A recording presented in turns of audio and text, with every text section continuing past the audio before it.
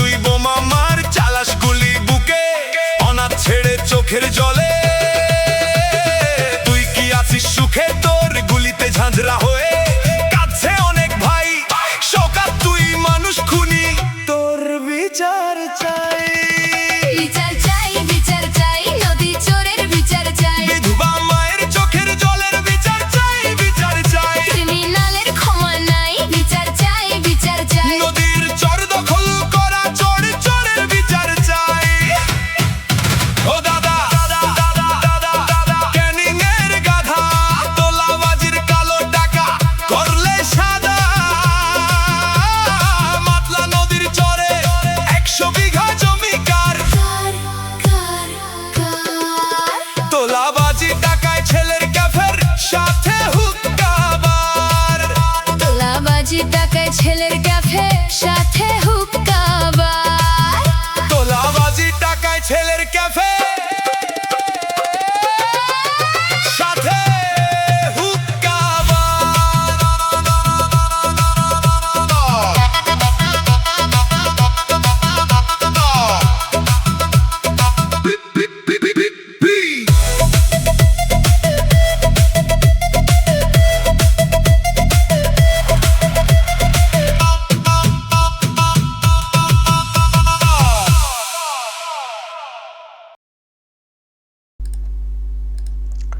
দর্শক ফের নতুন একটা গান সামনে চলে এসছে।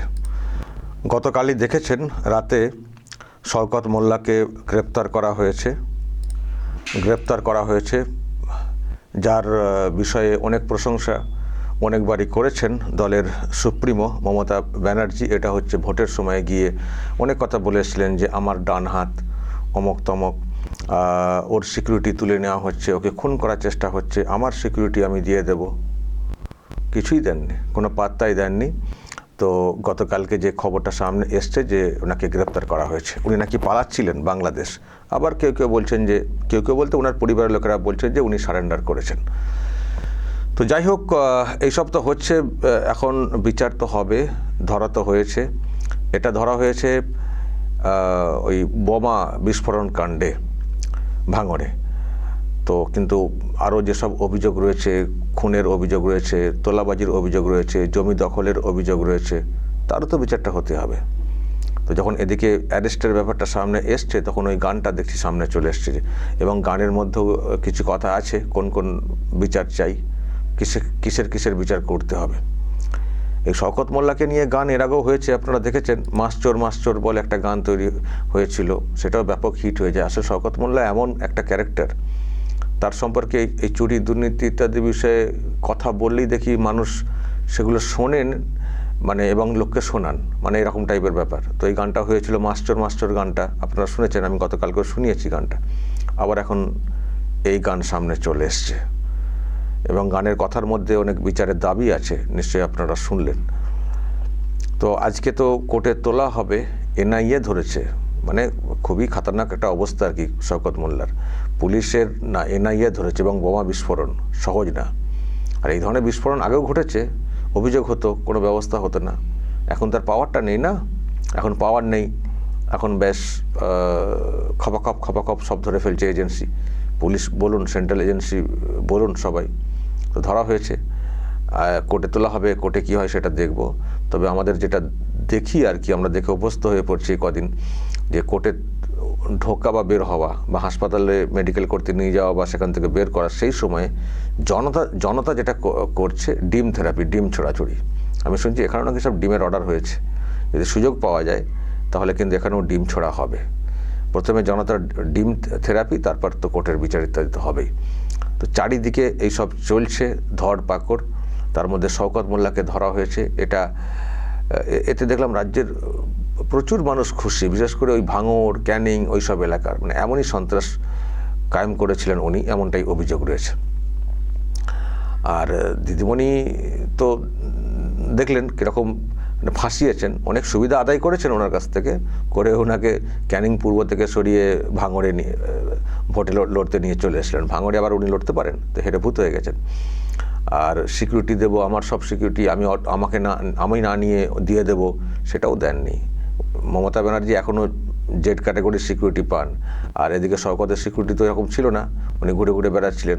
মানে দিদিমণি কারোরই মানে কোনো কথাই রাখেননি, শুধু ভোট আদায়ের জন্যে বিভিন্ন সময় কথা বলে থাকেন, কিন্তু যখন কেউ ফেঁসে যান আর দেখবেন পাত্তা দেন না। আগে নিজেরটা বাঁচানোর চেষ্টা করেন, এখন নিজের ভাইপোকে বাঁচানোর চেষ্টা করছেন। ফলে দেখবেন দলের লোকেরা যাদের থেকে ফায়দা তুলেছেন একটা সময়, বা তাদেরকে অনেক কুকর্ম করিয়েছেন পার্সেন্টেজ পাওয়ার জন্যে, যখন তারা ফেঁসেছেন, তখন ফাঁসছেন বা সমস্যায় পড়ছেন, তখন দেখবেন দিদিমণির পাত্তা নেই। তো অনেকে চিনছেন তৃণমূল কংগ্রেসের দিদিমণি ঠিক অ্যাকচুয়ালি কী করতে চেয়েছেন, কাকে ক্ষমতা দিতে চেয়েছেন, কী জন্য এসব করেছেন। এখন আর এসব করলে হবে? যে কাজ করে ফেলেছেন তার তো বিচারটা তো হতে হবে। আর এদেরও বোঝা উচিত, এই যে শওকত মোল্লা বা আরও যারা আছেন, তাদেরও বোঝা উচিত যে কতটা কি করা উচিত। সেটা না করে দিদিমণি যা বলেছেন, লুটপাট করেছেন, ভোট লুটপাট করেছেন, করে জিতিয়েছেন, দেখাচ্ছেন আমি কত ফল দেখাচ্ছি। হ্যাঁ, যাদবপুরের এমপিকে জিতিয়েছেন বিরাট ভোট দিয়ে, দেখাচ্ছেন আমি কত কাজের। কিন্তু ওইভাবে জেতালে যে আপনি সমস্যায় পড়বেন, যখন সমস্যায় পড়বেন তখন কেউ যে বাঁচাতে পারবেন না, সেটা আগে থেকে বুঝতে হতো। এই যে যাদবপুরের যিনি এমপি হয়েছেন সায়নী ঘোষ, তাকে জেতানোর জন্য ওখানে তো ভোট তো হয়নি, ওরকম লুটপাট করানো হয়েছে।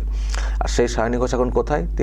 তিনি নিজের গা বাঁচিয়ে রয়েছেন, আর লুটপাট করে মানুষের তরফ, মানে মানুষ যেভাবে বিরুদ্ধে চলে গেছেন শওকত মোল্লার ওদের বিরুদ্ধে, যে আপনি যেভাবে গণতন্ত্রকে নষ্ট করেছেন, তো এবার তার খেসারত আপনাকে দিতে হবে। তাহলে আপনি যাদের জন্য চুরি করেছেন, নিজেও ফায়দা তুলেছেন, কিন্তু বাকি জীবনটা যে কাটাতে হবে একটু ভালোভাবে নিশ্চিন্তে পলিটিক্স করার পরেও, সেটা ভাবেননি। ভেবেছেন যে যা খুশি করব, এমনই চলবে। যদি এই বোধশক্তি না থাকে যে একটা রাজ মানে চলতে পারে না অনন্তকালের জন্য, তার একটা লিমিট আছে, একটা শেষ আছে, সেটা যখন বোঝেননি, বুঝতে চাননি, আমরা অনেকবার বুঝিয়েছি এইভাবে পলিটিক্স হয় না। পঞ্চায়েত ভোট হচ্ছে, গুলি চলছে, বোমা চলছে, বাইরে থেকে লোক নিয়ে এসে খুন করা হচ্ছে মানুষকে, এইভাবে চলতে পারে না। একটা সময় ক্ষমতা চলে যাবে, তখন আপনাকে কে বাঁচাবে? আর দিদিমণির হাল দেখছেন তো কী হয়েছে, ও নিজেই কী করে বাঁচবেন সেই চিন্তায় পড়ে গেছেন। তো এগুলো আগে থেকে ভাবতে হয়। পলিটিক্স করছি মানে, ক্ষমতায় আছে মানে যা খুশি করলে জীবনটা ওই মানে বাকি জীবনটা ছাড়কার হয়ে যাবে। এখন বাড়ির লোকেরা যারা আছেন, মেয়ে বাড়ি, তারা এবার কাটাবেন ওই রকম। শাহজাহান যেমন কাটাচ্ছেন কতদিন জেলে, এত পাওয়ার যে সেন্ট্রাল এজেন্সিকে পর্যন্ত অ্যাটাক করে দিয়েছিলেন। আসলে নিজেদের আওকাতটাই এনারা বোঝেন না, নিজেদের আওকাতই বোঝেন না এই শওকতরা, যে কতটা কি করা উচিত, লিমিট কতটা। পেটেও তো সেরকম কিছু নেই না, তো সেই জন্য যা খুশি করেছেন। এখন এবার ব্যাস, যখন বেকায়দায় পড়ে গেছেন, না পারছেন দিদি বাঁচাতে, আর কোনো জায়গা নেই, কোনো শেল্টারও পাচ্ছিলেন না, যান এবার জেলের ঘানি টানুন, এনআইএ ধরেছে। তো দর্শক বলবেন আপনাদের যা মত। আমি গতকালকে রাতে একটা ভিডিও করেছিলাম, তো আজকে যেহেতু এই নতুন গানটা পেলাম, তাই আর কি আপনাদেরকে একবার শোনালাম। নতুন গানটা এসছে, গানের মধ্যে অনেকগুলো কথা রয়েছে। যদি আপনাদের কিছু বলার থাকে, এর বাইরে যদি আপনাদের কাছে আরও কিছু অভিযোগ থাকে। আমি দেখছিলাম তৃণমূলের এক নেতা ছিলেন, যদিও তিনিও দলে উপেক্ষিত হয়েছেন, তিনি একটা বক্তব্য রেখেছেন, আমি সেটাও দেখাতে পারি দর্শক। এই যে কাইজার আহমেদ, ওই এলাকার নেতা, মানে কী ধরনের অত্যাচার করেছেন শওকত মোল্লা, তার একটা বিবরণ উনি তুলে ধরেছেন। মানে তৃণমূলের নেতা হয়েও ওনারা কীভাবে ওখানে শিকার হয়েছিলেন, দেখুন কি বলেছেন। শওকত মোল্লা যে অপরাধ করেছে, খুন করেছে, এবং বহু মানুষকে বাড়ি ছাড়া করেছে, মিথ্যে কেস দিয়েছে, মানি লন্ডারিং করেছে, সমস্ত কিছুর বিচার এবার আমরা চাই।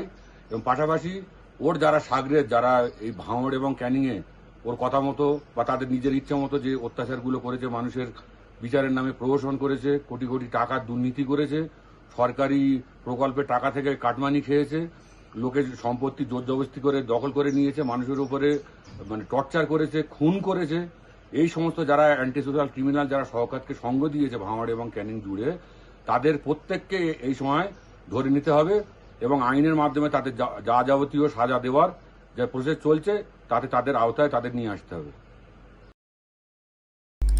কাইজার আহমেদ ওখানকার পুরনো তৃণমূল নেতা, তিনি ভোটের আগেই সরে এসেছিলেন ওই জায়গা থেকে। তিনি এই কথা বলছেন যে শুধু উনি না, ওনারা অনেক সাকরেদ আছেন, তারাও প্রচুর অত্যাচার করেছেন, তাদেরকেও ধরতে হবে। আমি এর আগেও শুনেছিলাম, আপনাদেরকে শুনিয়েছিলাম, এই কাইজার আহমেদ, তাকে পর্যন্ত খুন করার চেষ্টা হয়েছিল, দলের লোক তখনও ছিলেন, তাকে পর্যন্ত খুন করার চেষ্টা হয়েছিল, ওনাকে কোর্ট কেস করতে হয়েছে, কিন্তু শওকতের বিরুদ্ধে কোনো ব্যবস্থা হতো না। পুলিশ সব শওকতের ছিলেন, তো ফলে ব্যবস্থা হতো না। তো এখন তো সরকার পাল্টেছে, অবস্থার পরিবর্তন ঘটেছে, ধরে ফেলা হয়েছে শওকতকে, কিন্তু তার সাকরেদদেরকেও ধরতে হবে। তবেই একেবারে ওই ঢাকি সমেত বিসর্জন বলে একটা কথা এসেছিল না, সেটা হবে, জ্বর সমেত উপরে ফেলতে হবে, তবেই ন্যায় প্রতিষ্ঠা হবে এলাকাতে। দর্শক বলবেন যা বলার এবং নজর রাখবেন আরামবাগ টিভিতে।